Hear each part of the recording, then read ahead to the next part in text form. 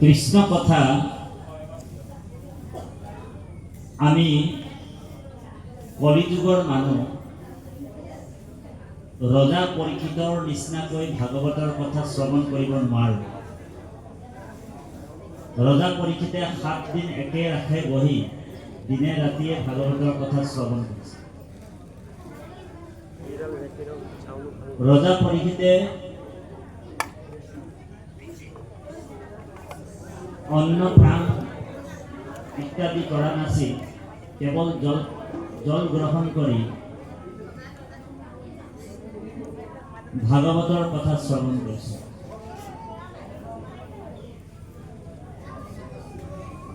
আৰু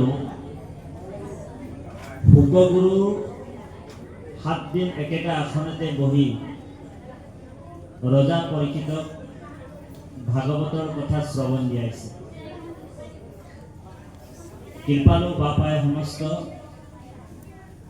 কলিযুগৰ মানুহ আপুনি মই ৰজা পৰীক্ষিতৰ নিচিনা 7 দিন আমি ভাগৱত শুনিবও নোৱাৰোঁ, আৰু আমিও আপোনালোকক 7 দিন শুকগুৰুৰ নিচিনা ভাগৱতৰ কথা ক'বও নোৱাৰোঁ। কাৰণ 2 ঘণ্টা 3 ঘণ্টা বহিলেই আমাৰ আঁঠু বিষ, কঁকাল বিষ, ভৰি বিষ হয়, আৰু মনটো সদায় আমাৰ চঞ্চল, হয়নে প্ৰভু? গতিকে মনটো আমাৰ যেনি তেনি উৰি যায়। ৰজা পৰীক্ষিতে যেতিয়া ভাগৱতৰ কথা ক'বলৈ আগবাঢ়িছিল শুকগুৰুৱে, তেতিয়া 2টা চৰ্ত দি থৈছিল যে হে ৰজা পৰীক্ষিত, মই তোমাক ভাগৱতৰ কথা ক'ম, কিন্তু তুমি মোৰ 2টা চৰ্ত পালন কৰিব লাগিব, তেতিয়াহে মই তোমাক ভাগৱতৰ কথা ক'ম। তেতিয়া ৰজা পৰীক্ষিতে কৈছে, প্ৰভু আপোনাৰ মই কোন 2টা চৰ্ত পালন কৰিম কওক। তেতিয়া প্ৰথম চৰ্তটো ৰাখিছিল যে মই যিমান কম সময় তোমাক ভাগৱতৰ কথা ক'ম, তোমাৰ মনটো কিন্তু এই স্থানৰ পৰা তুমি কেনিও নিব নোৱাৰিবা। এইটো 1 নম্বৰ চৰ্ত। এইটো 1 নম্বৰ চৰ্ত। আৰু 2 নম্বৰ চৰ্তটো দিছিলে, মই তোমাক যিমান কম সময় ভাগৱতৰ কথা ক'ম, তুমি জলৰ বাহিৰে কিন্তু একো অন্ন ব্যৱহাৰ কৰিব নোৱাৰিবা, খাব নোৱাৰিবা। আৰু এই 2টা যদি চৰ্ত তুমি পালন কৰিব পাৰিবা, তেতিয়াহে মই তোমাক ভাগৱতৰ কথা ক'ম। তুমি পাৰিবানে? তেতিয়া ৰজা পৰীক্ষিতে কৈছে, গুৰুজন আপোনাৰ যদি কৃপা হৈ যায়, গুৰু কৃপা যদি হৈ যায়, গুৰু যদি কৃপা হৈ যায়, তেনেহ'লে বৈকুণ্ঠ, দুৰ্লভ বৈকুণ্ঠ তেওঁ লাভ কৰিব পাৰে। গুৰু কৃপা, আৰু গোটেই বস্তুবিলাক গুৰু কৃপা লাগিব। গুৰু কৃপা আৰু কৃষ্ণ কৃপা যেতিয়ালৈকে আমি নাপাম, তেতিয়ালৈকে কিন্তু পৰম ভক্তি ধৰ্ম বা ভাগৱত ধৰ্ম বা ঈশ্বৰ তত্ত্বক আপুনি মই বুজি নাপাম। ধ্যান দি শুনিব, বৰ গুৰুত্বপূৰ্ণ কথা। ভাগৱতৰ প্ৰথম স্কন্ধতেই আৰম্ভণিতে কৈছে যে কৃষ্ণক বুজাটো বা কৃষ্ণক জনাটো, কৃষ্ণৰ কৃপা নহ'লে কৃষ্ণক জানিব পৰা নাযায়। ৰাম কৃষ্ণৰ কৃপাতে ব্ৰহ্মাৰ ভয়লা জ্ঞান, কৃষ্ণ কৃপা বিনে কাৰ্য সাধিবাক টান। বোলে কৃষ্ণ কৃপা নহ'লে এনেকুৱা অনুষ্ঠানো পাতিব নোৱাৰিলে। আপোনালোকৰ প্ৰতি কৃষ্ণৰ কৃপা আছে। অনুষ্ঠানটোত যদি আপোনালোক অহংকাৰ কৰি পাতিলেহেঁতেন, দেখাক দেখি, কথাটো কৈছোঁ, বেয়া নাপাব, যে আনে ভাগৱতত অনুষ্ঠান পাতিছে আমিও পাতোঁ, আমাৰো ধন টকা পইচা আছে, অহংকাৰ কৰি যদি পাতিলেহেঁতেন, তেনেহ'লে কৃষ্ণই কি কৰিলেহেঁতেন, ৰাতিপুৱাৰ পৰা একেবাৰে গধূলিলৈকে প্ৰত্যেক 4 দিনীয়া দবা পিটা বৰষুণ দি থাকিলেহেঁতেন, আৰু এজনো ভকত ইয়াত উপস্থিত নাথাকিলেহেঁতেন। অ হৰি, আপোনালোকৰ প্ৰতিও কৃষ্ণ কৃপা আছে, সেইকাৰণে বৰষুণ যদিও দিছে প্ৰতিকূল অৱস্থাত, অনুকূল অৱস্থাতো আপোনালোক ভকত আপোনালোক ভকত বৈষ্ণৱ যথেষ্ট সংখ্যক ইয়াত দৰ্শন পাইছে, পদধূলা পাইছে, গতিকে আপোনালোকৰ প্ৰতিও ঈশ্বৰ প্ৰসন্ন আছে দেই। ভগৱন্তৰ কৃপা নহ'লে বৰ গুৰুত্বপূৰ্ণ দৰ্শন। সেইকাৰণে কৃষ্ণ কৃপা পাবলৈ হ'লে আপুনি মই কি কৰিব লাগিব, আমাৰ মতিটো আমি কৃষ্ণক লগাই ৰাখিব লাগিব। সেইকাৰণে তিনিটা বস্তু মহাপুণ্যৰ ফলত লাভ হয়। এক হৈছে মহাপুণ্যৰ ফলত সাধুৰ সং হয়। ভকতৰ সং পোৱাটো কিন্তু মহাপুণ্য লাগিব। এক আৰু সাধুৰ সময়তেহে ভকতি হয় বুলি কয়, ভকতৰ সময়তেহে ভকতি হয়। আৰু দুই হৈছে মহাপুণ্যৰ ফলত সুপুত্ৰ পায়। আচলতে পৌত্ৰ ছোৱালীজনীকো বুজায় আৰু ল'ৰাটোকো বুজায়, উভয় লিংগ। ছোৱালীজনীকো বুজায় আৰু ল'ৰাটো, যাৰ পুত্ৰ পৌত্ৰ আচলতে। আপুনি একদম পুৰণি নাম ঢোকা যদি ওলায় তাত পৌত্ৰ আছে। যাৰ পৌত্ৰ হবে হৰিত শৰণৰ ঐতে হৰিত শৰণৰ লয়া, হৰিগুণ গাৱে শুদ্ধ ভাৱে, দধি দুগ্ধ ঘৃত মধু নদীৰ জলক তিয়া, পিতৃগণ ত্ৰিপিটিব পাৱে। তো এই ছোৱালীজনী বা ল'ৰাটোক পাবলৈ হ'লেও বিষ্ণু ভকত যদি বনাব পাৰে, তেনেহ'লে সেইজনৰ কোটি কোটি উদাহৰণ। গতিকে সেইকাৰণে মহাপুণ্যৰ ফলত সুপুত্ৰ পায়। দুই বৈষ্ণৱ পুত্ৰ। আৰু তিনি মহাপুণ্যৰ ফলত সুভাৰ্যা পায়। ভাৰ্যা মানে পত্নী। এগৰাকী ভক্তি পৰায়ণী, ধৰ্ম পৰায়ণী, সুনীতি পৰায়ণী পত্নী পাবলৈ হ'লেও মহাপুণ্য লাগে। যিগৰাকী পত্নীয়ে আপোনাক ভাগৱত ভক্তিৰ ফালে আগবঢ়াই দিয়ে, ঈশ্বৰৰ ভক্তিৰ ফালে ঠেলি দিব, বা ঈশ্বৰৰ ভক্তি কৰিবৰ কাৰণে আপোনাক অনুমতি দিব, বা ঈশ্বৰৰ ভক্তি কৰিবলৈ আপোনাক সদায় দিনে ৰাতিয়ে আপোনাক সম্পূৰ্ণৰূপে আপোনাক জনাই থাকে যে ভকতৰ সং লোৱা, সাধুৰ সং লোৱা, ঈশ্বৰৰ কথাবিলাক আইগৰাকী কৈ থাকে।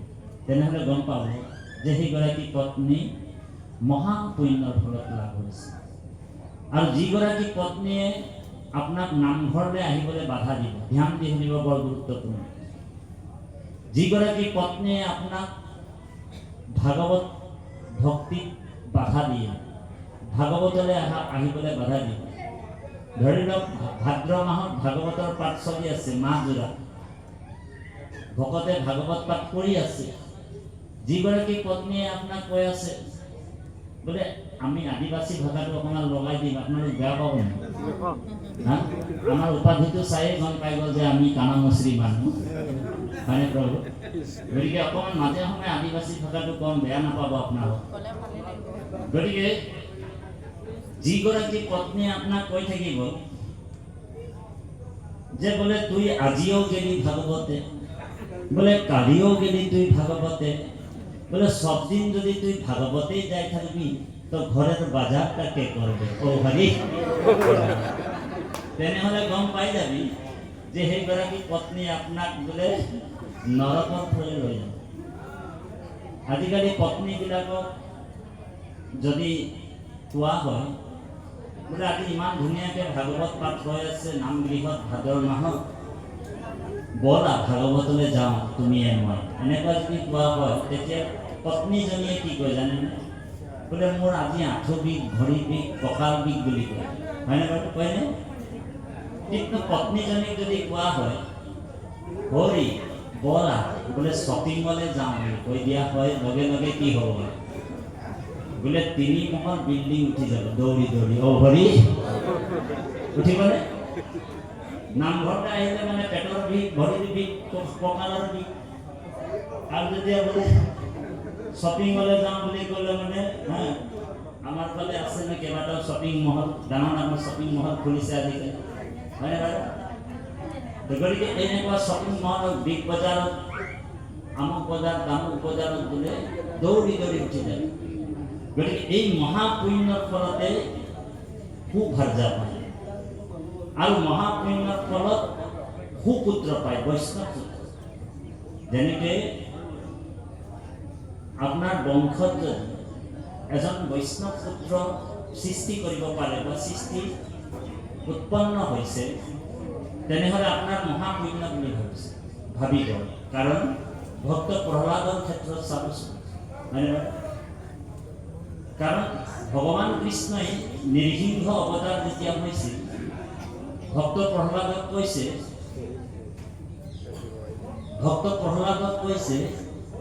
নিৰ্সিংহ অৱতাৰত যে তই হেন বৈষ্ণৱ পুত্ৰ ভৈলি যাৰ 21 পুৰুষ তুমি কৰিলা উদ্ধাৰ। তোমাৰ নিচিনা বৈষ্ণৱ পুত্ৰ যিটো বংশতে উৎপন্ন হ'ব, সেই বংশৰে বোলে 21 পুৰুষ উদ্ধাৰ হ'ব বুলি কৈছে। 21 পুৰুষ মানে বোলে ভৱিষ্যতৰ 14 পুৰুষ আৰু বৰ্তমানৰ 7 পুৰুষ, হয়নে বাৰু? 21 পুৰুষ উদ্ধাৰ কৰাৰ ব্যৱস্থাটো ভগৱন্ত নিৰ্সিংহই ভক্ত প্ৰহ্লাদক দিলে। সেই সংবিধানটো কিন্তু আগত নাছিল। যিটো সংবিধান ভক্ত প্ৰহ্লাদৰ কাৰণে বনালে, সেই সংবিধানটো আগত নাছিল। ভক্ত প্ৰহ্লাদৰ কাৰণে ভগৱান নিৰ্সিংহই এটা নতুন সংবিধান বনাই দিলে, যে আজিৰ পৰা তোমাৰ কাৰণে এটা মই নতুন সংবিধান বনাইছোঁ। তো ভক্ত প্ৰহ্লাদে কৈছে, প্ৰভু মোৰ কাৰণে আপুনি কি সংবিধান বনাইছে কওক। ভগৱানে কৈছে যে তই হেন বৈষ্ণৱ পুত্ৰ ভৈলি যা 21 পুৰুষ তুমি কৰিলা। ভূত ভৱিষ্যত যিমান যি বোলে নৰকত আছে, পিতৃপুৰুষ যিমান আছে, তোমাৰ লগত লিংক লগা থকা সকলোখিনি বৈকুণ্ঠলৈ যাব পাৰে, হয়নে প্ৰভু? তাৰপিছত তাতোতকৈ ডাঙৰ লাইচেন্সখন আকৌ আমাৰ জগতগুৰু শ্ৰীমন্ত শংকৰদেৱে আমাক দি থৈ গৈছে, হয়নে বাৰু? এই ৰাম যিটো নাম নেৰৈ মুখে পাইলা মুখ্য মহাসুখে, জানা কৃষ্ণ তুষ্ট ভৈলা তাৰ, গুৰু ভৈলা জগতৰ, কৰিলে কহিতুনৰ কোটি কোটি পুৰুষ ধাৰ। তাতোতকৈ ডাঙৰ লাইচেন্সখন কোনে দিলে আমাক? মহাপুৰুষ জগতগুৰু শ্ৰীমন্ত শংকৰদেৱ, হয়নে? বোলে 21 পুৰুষ 22 পুৰুষ বাদ দিয়া বোলে কাৰোবাৰ যদি মন আছে কোটি কোটি পুৰুষ উদ্ধাৰ কৰিবৰ কাৰণে, তেনেহ'লে ৰাম নাম, কৃষ্ণ নাম, পৰমাত্মাৰ নাম, নাম হৈছে সুপ্ৰিম চ, নামতকৈ আৰু শ্ৰেষ্ঠ ব্ৰহ্মাণ্ডতে নাই। সেইকাৰণে গীতাত কৃষ্ণই অৰ্জুনক কৈছে, হে অৰ্জুন, মই পাছে ভয়লো আগে ভয়লা নাম, মই পিছতহে হৈছোঁ, মোৰ নাম আগত। সেইকাৰণে নাম আশ্ৰয় কৰা জনৰ কোটি কোটি পুৰুষ উদ্ধাৰ হ'ব। গতিকে আপোনালোক মহামহন্ত আজি নাম ধৰ্ম, যিটো নাম ধৰ্ম ৰজাৰ ধৰ্ম বুলি কৈছে, কাৰণ নৰনাৰায়ণ ৰজাই ইয়াক স্বীকাৰ কৰিছে, এনেদৰে সেৱা কৰিছে। ভকতি ভাণ্ডাৰ দ্বাৰা হ'ব চুৰি, মুকুতি কৈলি উদাস, এক হৰণ হৰিৰে নাম ধৰ্ম ৰাজা কৰু পৰকাৰ, হয়নে? এক হৰণ হৰিৰ নাম ধৰ্ম, কাৰণ ৰজাই ইয়াক মানি ল'লে। আৰু চিলাৰায়েতো শৰণো গৈছে গুৰুৰ ওচৰত, আপোনালোক জানে। গতিকে নৰনাৰায়ণৰ ভকতি ভাণ্ডাৰ মানে ভঁৰাল, দ্বাৰা মানে দুৱাৰ, সকলো কাৰণে মুকলি কৰি দিছে, জাতি বৰ্ণ ধৰ্ম নিৰ্বিশেষে। ঈশ্বৰৰ কথা, কৃষ্ণ ভক্তিটো অকণমান মিলাই দিয়ে, সকলোৱে পালন কৰিব পাৰে। বাক্য কৰ্ণ মন মুখ আচই মানে যা, হৰি ভক্তিতে সমস্তৰে অধিকাৰ। সেইকাৰণে গুৰুজনাই কীৰ্তনত কৈছে, নাহি ভক্তিত জাতি অজাতি বিচাৰ, কৃষ্ণ ভক্তি সমস্তৰে অধিকাৰ। কৃষ্ণ ভক্তি সকলোৱে কৰিব পাৰে।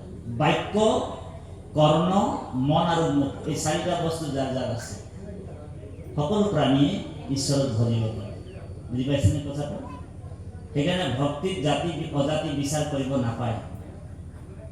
গীতাত অৰ্জুনক ভগৱান কৃষ্ণই কৈছে, হে অৰ্জুন, এই ৰাম মূৰ ভকতৰ কিয় জাত বিচাৰিলা, চন্দালু পৰ্যন্ত ভজি পাইবা মুকুতি। অৰ্জুনক কৈছে মোৰ ভকতৰ তুমি কেতিয়াও জাতি নিবিচাৰিবা বা নুসুধিবা। মোৰ ভকত যদি চন্দালু হয় আৰু মোৰ একান্ত ভক্তি কৰিছে, তেওঁ ব্ৰাহ্মণতকৈ শ্ৰেষ্ঠ বুলি কৈছে। দেই বৰ গুৰুত্বপূৰ্ণ দৰ্শন। কিন্তু ব্ৰাহ্মণ যদি হয় পিনি যদি ঈশ্বৰক নভজে, তেনেহ'লে সেইজন আকৌ চন্দালতকৈ অপবিত্ৰ বুলি ভাবিব বুলি কৈছে। বুজি পাইছেনে কথাটো? সেইকাৰণে ভাগৱতৰ দশমত কৈছে, এই ৰাম হৰিক ভজয় যিটো তাকে বোলে জাতি,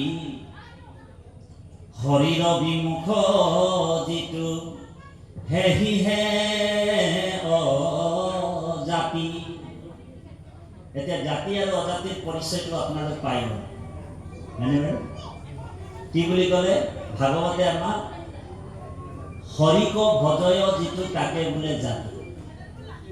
তাৰমানে ভগৱান কৃষ্ণৰ যিসকলে ভকতি কৰিছে